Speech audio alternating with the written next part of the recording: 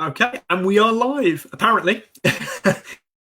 Anyway, so good afternoon, everybody. Welcome back to the. Very nice to see you all virtually, I guess. My name is Chris Webb. I'm an employability advisor from Sheffield Hallam University and a registered career development professional. And as always, I'm joined by my co-host, Meet Sabiha. Sabiha, very good day to you. Good afternoon, everybody. It's great to see both of you here with me today, including our special guest who we're going to introduce shortly. And my name is Meet Sabiha, and I work internationally in 12 different countries as a RCDP. And I specialize in working with young people who are looking to transform their career potential. And also I'm creator of the 4.0 Class Academy, which is all about upskilling career guidance counselors globally, helping them deliver powerful career support to students. And speaking of students, we have a wonderful, wonderful, amazing guest today, John Morrison, who is the careers manager at Aquinas Sixth Form College. John, can you share a little bit about yourself? Yeah, so yes, my name's John. I'm the careers advisor at Aquinas College. We're based in Stockport, which is the northwest of the UK. Students being taught A-levels and BTEC courses, and some are doing level 2 GCSE courses. So based in the college, so we've got a fantastic career service. Students can engage with us throughout the year. We help students into all sorts of different options, as I guess everyone's aware about going to university, looking at apprenticeships, degree apprenticeships, gap years, employment. Obviously, there's some challenges this year, and so some students have not really thought yet what they want to do in the future because they can't really see it at the moment. So that's our job, really. So yeah, that's myself in a nutshell at Aquinas. Thank you for that, John. Now, each week, every time we do the show, we ask our guests to share a fun fact. So what is there that you would like members to know about yourself that goes beyond your sort of day-to-day work? Yeah, it's an interesting one because I guess over COVID, it's lockdown. Many people have kind of picked up skills and got some facts about themselves. At the moment, I've got 11 and a half month old, baby. So it's pretty tricky to find a hobby during that time. But I guess in normal times, I've been enjoying doing charity work, and normally like going on runs, 5Ks, 10Ks, maybe a half marathon here and there. In 2010, I kind of pushed myself a little bit, went to South America, went on my own. It's always quite a daunting experience doing something if you're on your own, but you get into the kind of groove of it, you meet new people. I met this group of lads in Argentina, and they said to me, "Hey John, we're doing a charity calendar. Would you like to be involved?" I thought, "Oh, that sounds interesting." We went up a bit of a mountain. It was snowy. They started to undress, and you think, that's a bit odd. It's a bit cold up here. And they said, "Oh yeah, by the way, it's a kind of calendar-esque, girls kind of charity calendar that we're trying to do." And I went, "Right, okay. I'm not quite sure if I want to be involved in this." And said, "Oh, it's okay. You can just take a picture, and that's fine." And I thought, right, I'm going to wish them well, and I'm going to do my own sort of ventures. But I stayed with them through Argentina, through Bolivia, through Peru, and more they were doing these kind of exposures, shall we say, for all in the good of charity. So I decided, rather than be the photographer, probably best be on the other side of the camera. I got involved in a bit of raising money for charity, so to speak. So there's in presents, and in my wedding they brought this out. There's a South America exposed calendar. So that was my kind of moment of a bit of madness, but push myself out there. It's all tastefully done.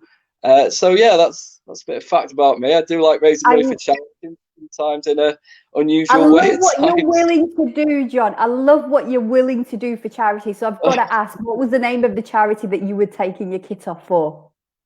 Well, it wasn't one of the big ones. It was a orphanage in Argentina, in quite a deprived area, and we raised quite a bit of money for it, and they were able to facilitate being able to buy a fridge and a microwave and sort of like home essentials, I guess, we take for granted. So that's what I was thinking in the back of my mind when I was sort of half embarrassing myself in these sort of areas. But as I said, it was a good laugh. I really pushed myself. It was great to meet new people, and unfortunately, they probably saw a bit more of me than they anticipated. participated, but I guess you got to roll with these sort of experiences. So yeah, it's a fun fact, I guess.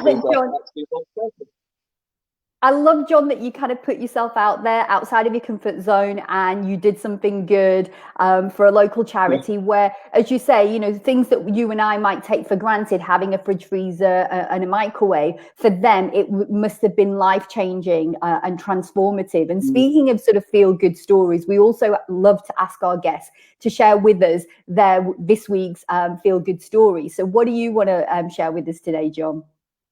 Well, I've been back in work now since A-level and BTEC results day, so it's been quite tricky to see students who have not quite either got the university place or the apprenticeship place, at least initially, because of the grades assessments. So working with those students, I know a few of them have now progressed on to degree apprenticeships. So I was working with a fantastic student who got involved in our engineering talks that we ran throughout the year, as well as our apprenticeship talks. And now they're successfully gone on to start their Lang O'Rourke apprenticeship. So it was fantastic on results day. Initially, at first, it didn't look like they were able to get it due to results, but we managed to help them. We sent off the results to confirm that this is what they've achieved, and now they're successfully starting. I think, in fact, last week they've started their degree apprenticeship. So, and it's fantastic to hear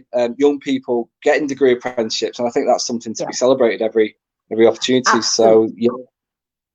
Absolutely, John. Absolutely. Because we're hearing so much doom and gloom around this subject, and obviously today that's what the show is about. Today we're exploring these themes, and you sharing with us your sort of anecdotal stories as well. So that's phenomenal to hear, John. That even in these difficult times there is these feel good stories that are coming out, and it's just about persevering and staying consistent to that. And speaking of, feel good stories, obviously as part of our shout out, a new segment that we've introduced over the last few shows is we want to really celebrate, and we're inviting members to nominate either themselves or other members for outstanding, inspirational and creative out of the box approaches to their work. And I want everybody to join us in the group feed, and if you can hear us, excellent. Okay, and just give us an emoji, because each week we're selecting a feel-good story from one of our members. Now this week it will be nominated to Dr. Oliver Jenkins. So if you can all join me in a round of applause. And we're highlighting Dr. Oliver Jenkins' work for the work that he does with the CSW group, who have partnered with the Career and Enterprise Company and the Southwest LEP. And they've created a series of 10 20-minute webinars called My Choice. Now, the details of this are going to be shared in the resources document that we share after the show, so look out for that. And there's 10 in total, and the first one started this week on Monday, and it's all aimed at young people getting access to employer engagement, because we know that so many sort of institutes, educators, as well as young people are struggling with that. So to see this type of phenomenal work is just amazing. So Chris, what's today's topic and what are we going to be exploring today? Fab, thanks very much, Sabiha. So yeah, absolutely. I think as you mentioned there as well, we're going to have the list of all of those webinars from CSW in the resource sheet that we send out afterwards. So keep an eye out for those. But moving on to today, obviously we've got John very kindly given some, and we're moving on to talk a little bit more about further education sector today. So we sort of covered schools a couple of weeks ago with Chris Target, and we're moving on a little bit more onto kind of careers professionals working in further education. Now, obviously, with the caveat that we know everyone's experiences in FE are quite different. John's experience in Sixth Form College. So we have got people who are currently watching who've maybe got experience in sort of wider, technical, larger FE college as well, perhaps, looking at other options. Then do kind of post your experiences on the group. We're really interested to hear what's happening with you as well. So I suppose, John, really kind of first question to kind of kick things off with. I mean, we heard from Chris Target a couple of weeks ago about how the delivery of careers is changing within the school sector. So I suppose it would be useful to find out from your perspective how the delivery is kind of changing this year with the COVID restrictions at Aquinas, and if there are any kind of particular elements such as work experience that have been particularly difficult to achieve, and if so, what are the kind of alternatives that you're looking at? Yeah, so I guess just a bit of background health and safety wise. So at Aquinas College, They've adopted more of a 50-50 blended approach. So the students who would normally be in, half are going to be in the classroom, whilst the other half are still participating in the classroom, but they'll be doing it virtually. So they're on different streams, and I think they're calling it a blue stream and a green stream. We've obviously put in a lot of health and safety around the college. We've got screens around our careers area. So we've got an open plan careers desk. Usually students come and either come and have a chat to us either there and then, or they can book a careers appointment, or we can hopefully facilitate one. We're having to change with that due to obviously the social distancing. Students can still access us through a more traditional face-to-face. 15 minutes time limit we've put on it, just because we can just see if there's anything else we might need to follow up with. But predominantly, I think we're moving towards using technology. So we've had that in the background, but it's not necessarily been the go-to form of career guidance, because obviously to do one-to-ones face-to-face is obviously, from our point of view, much better. From students, it's all about engaging the careers professionals and getting the advice there.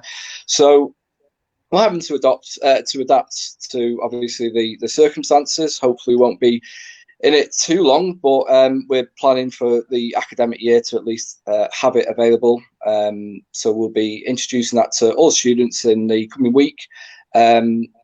We use Google Meets as our predominant platforms.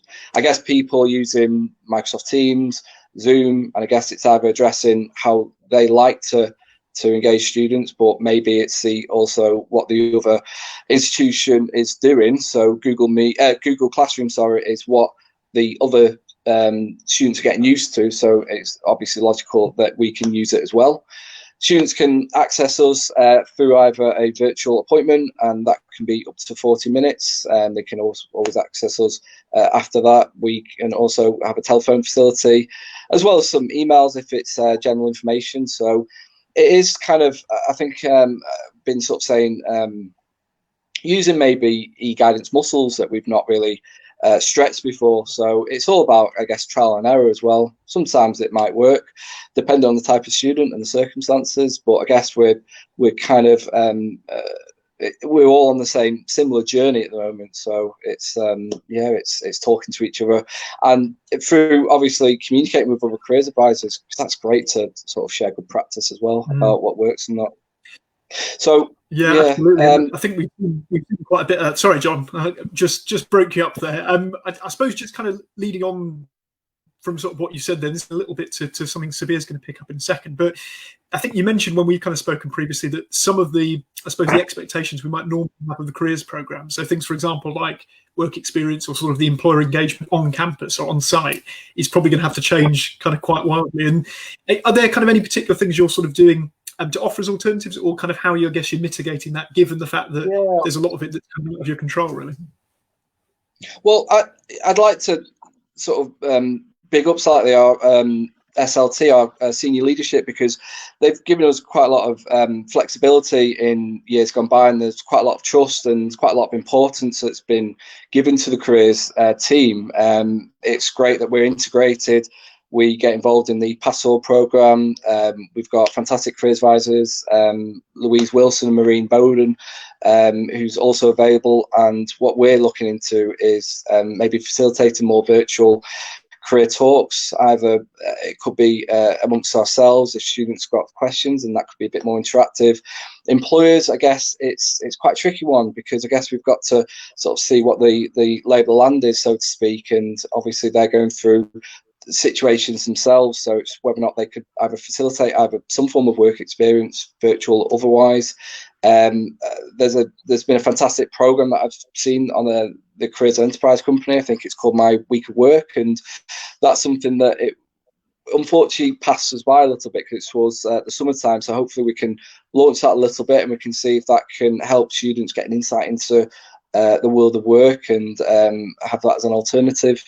I've also come across one from I think it was a university that's facilitated at Brighton Sussex Medical School. They're kind of facilitating a kind of interactive work experience for potential medic students. So I guess whilst we're kind of all kind of assessing our provision, it's also keep talking to employers, seeing where they're up to, and yeah, we can hopefully do a little bit this term, and then hopefully towards the end of the year we can maybe get more people in. But I guess unfortunately at the moment there's challenges, but there's also new opportunities I think arising.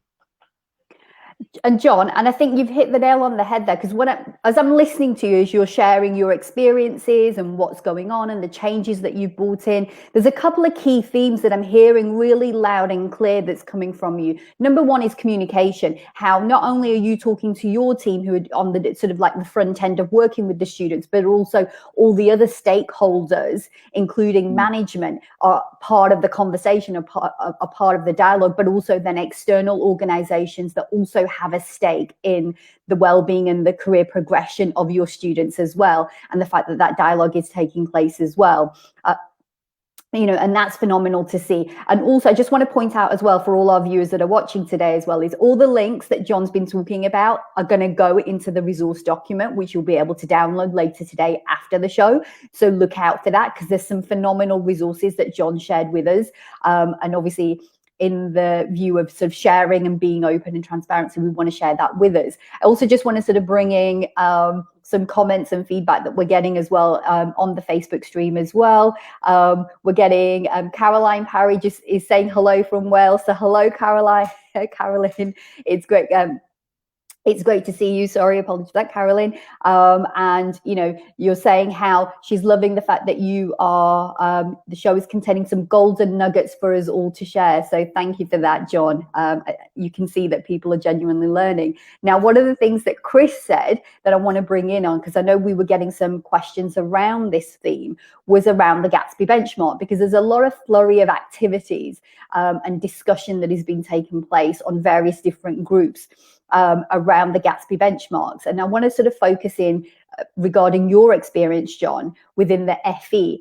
And so the question really is the Gatsby benchmark within the FE has slightly different aspects in comparison to what is expected of schools. Which of the benchmarks have you found the most challenging to meet? And how do you feel COVID-19 will impact on your work in this area?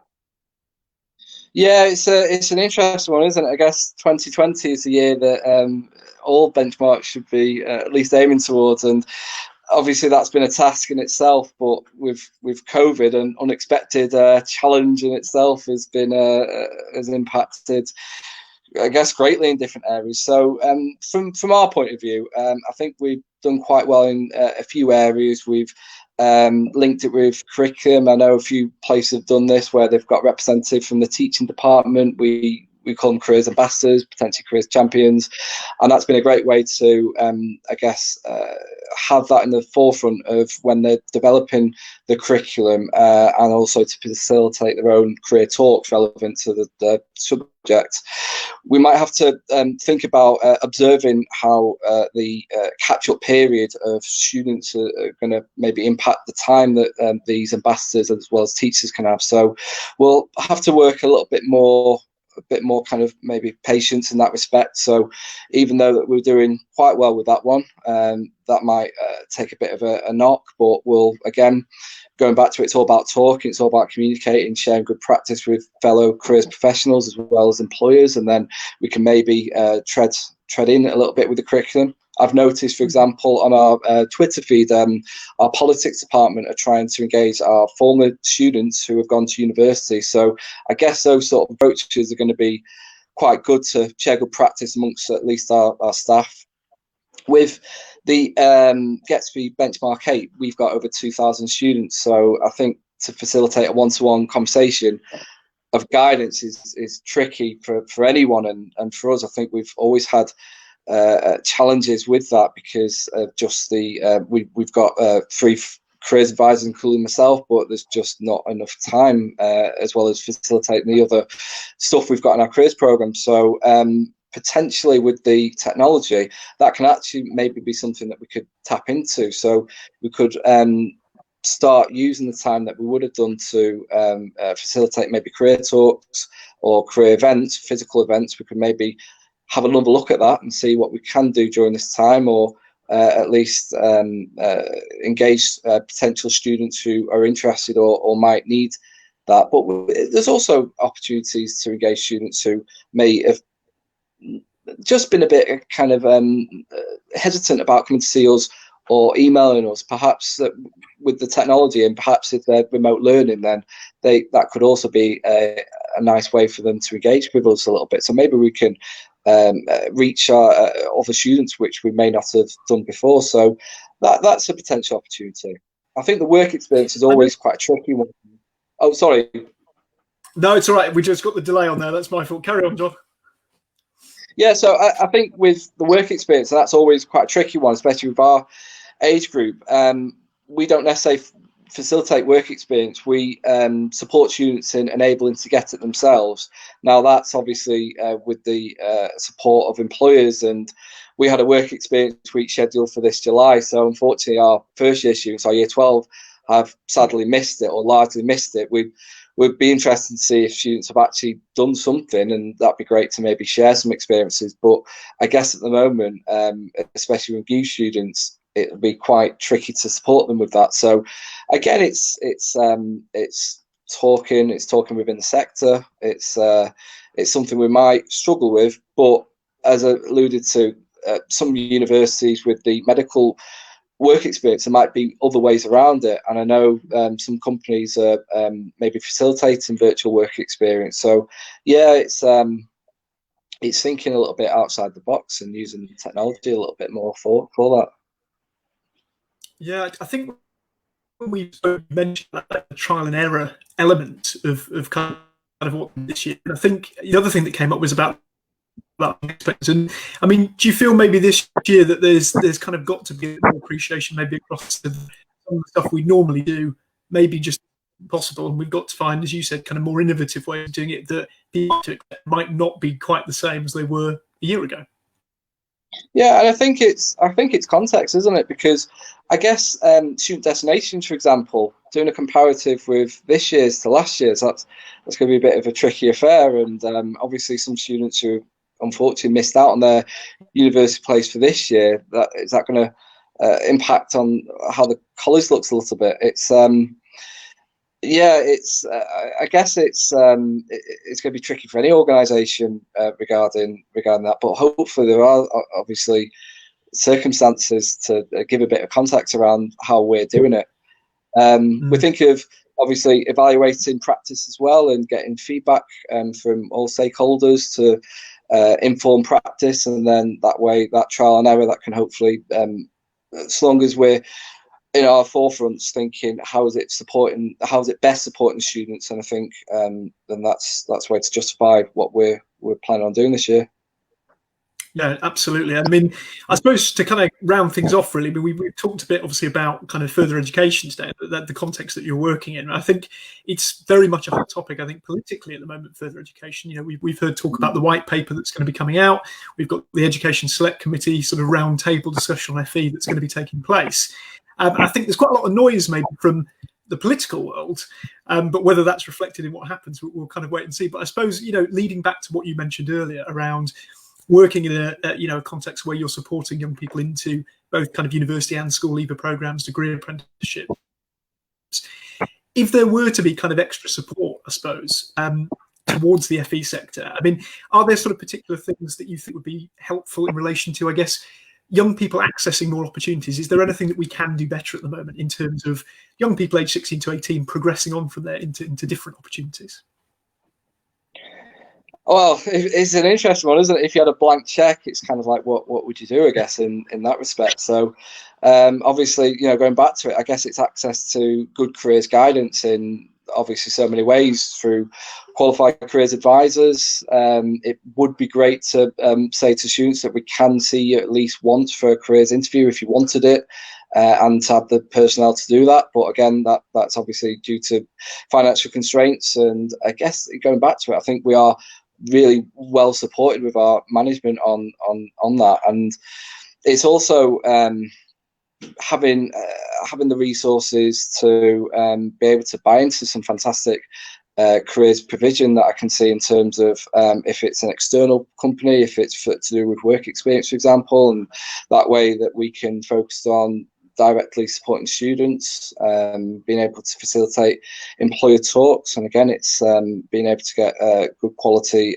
insights from the world of work, as well as labour market information, especially at this time. But I guess at the moment it's still up in the air as to how it's going to pan out in the next few months.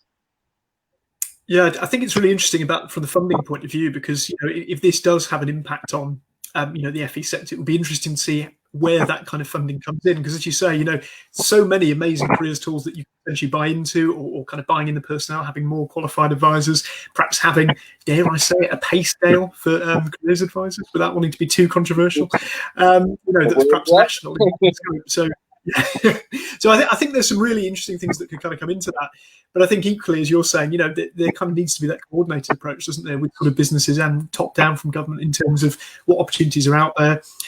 Partnerships, I guess, through, as you said, local enterprise partnerships, stuff that's kind of coordinated through the CEC. But I think we're seeing a lot at the moment with the work coaches, talking about who the job centre recruiting and about qualifications and perhaps a lack of recognition for qualified careers professionals. So I think what you mentioned there is absolutely spot on about needing to have those qualified professionals, and how do we fund that? How do we source that? So yeah, as you said, interesting times ahead. I mean, we're going to kind of coming to the end of our sort of discussion. It's been great to kind of hear some of your insights so far, John. I suppose just to kind of round things off, if you had any kind of maybe tips or sort of advice or support, or just kind of, I suppose, reflections for any careers professionals who might be watching this in the same situation as yourself, and who might want to get in touch with you potentially, or might want to discuss some of the similar things they'll be going through, in particular, like final thoughts you'd want to share on that front.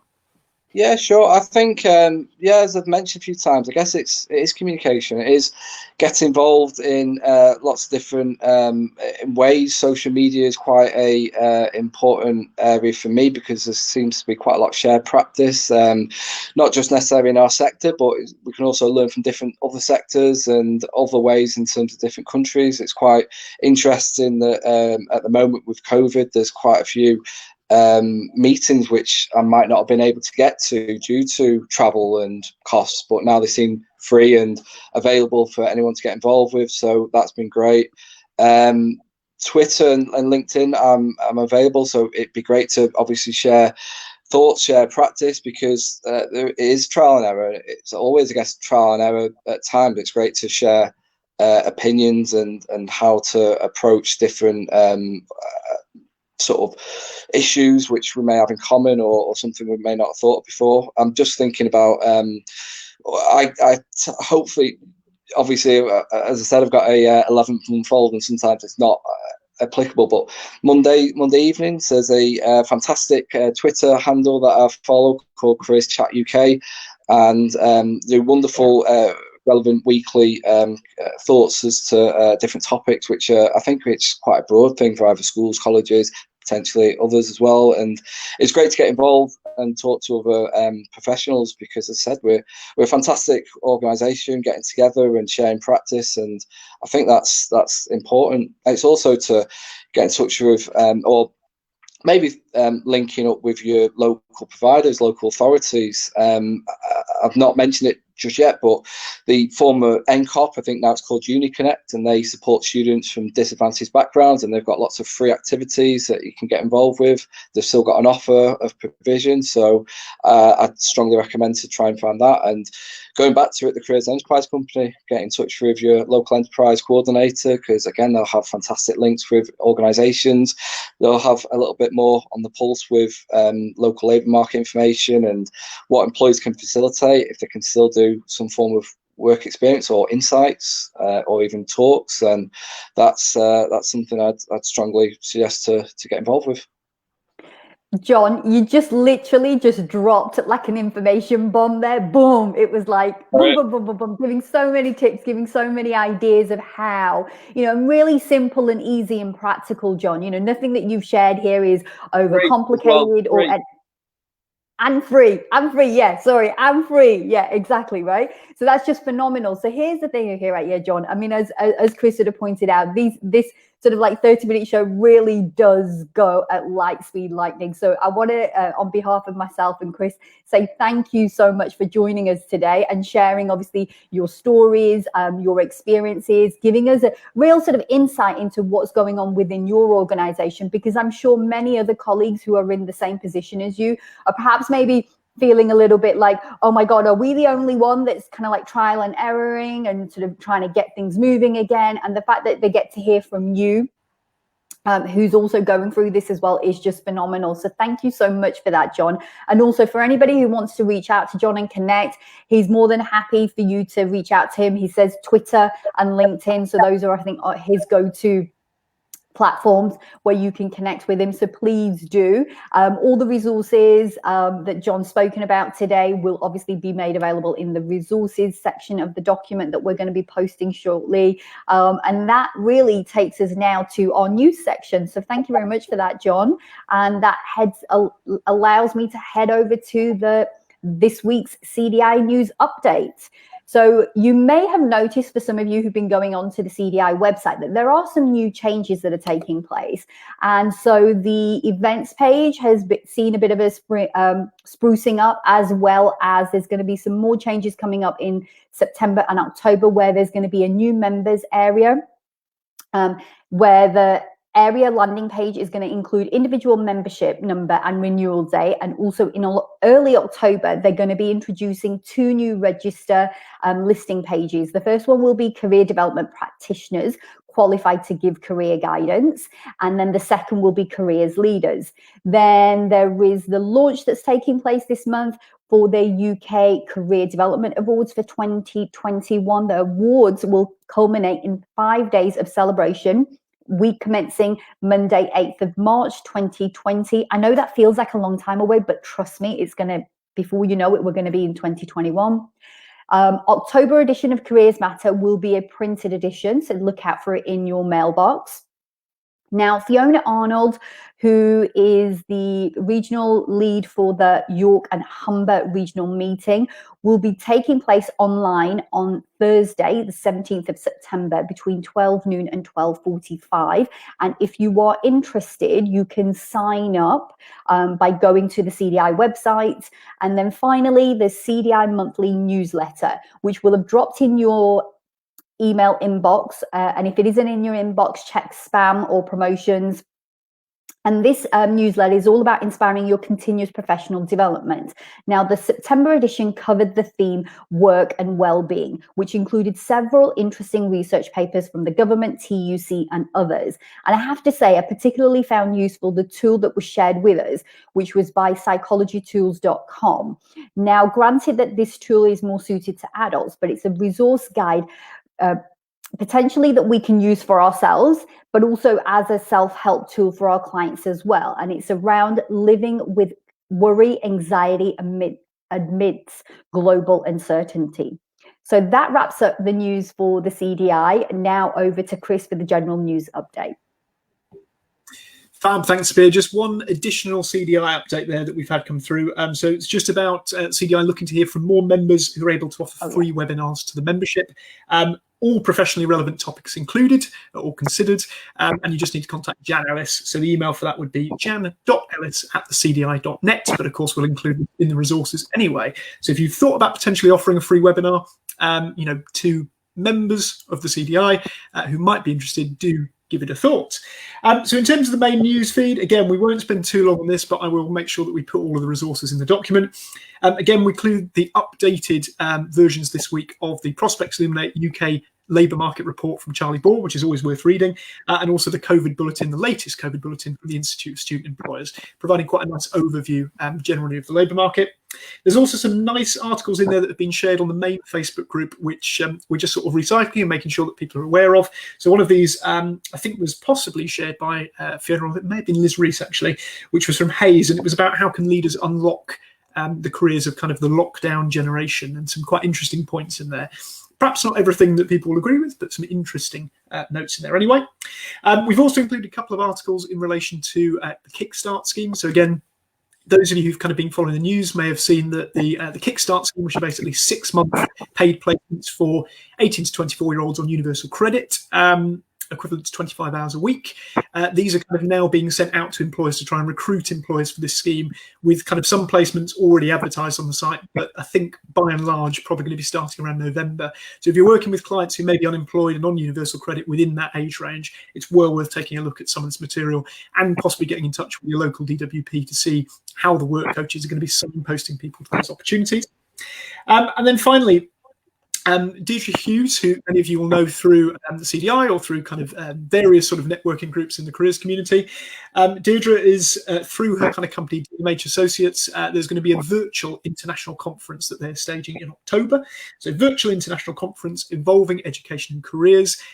I know that the physical in-person conferences are always very well reviewed, so this was probably one well worth going to. We put the link to the Eventbrite sort of registration form in the resource document, and that's going to be 20th to the 22nd of October, all online. So all of those resources, as mentioned, will be on the resource sheet that we'll put as a PDF in the Facebook group after the show. But that brings us very nicely to the end of the programme today. Thank you very much for joining us today. Thank you very much to John for joining us, giving up his time to be here. And please do join us in a fortnight's time, where we'll be moving on to the HE sector and talking about some of the changes taking place this year, both as a result of COVID and some of the key changes in relation to graduate outcomes and careers work within the sector. So thank you very much for joining us, and have a great day. Thank you. Bye.